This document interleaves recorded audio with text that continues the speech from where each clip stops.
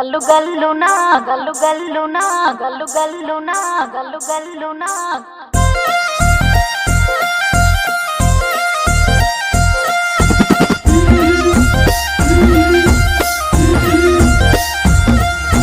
బంతి పుతోటలన్నీ బంగారు వర్ణమై బతుకమ్మ రూపమై మెరిసెనే ఎర్ర కలువ పూలు చెరువు తల్లి నుదుటి మీద సింధూరం అద్దినట్టు విరిసెనే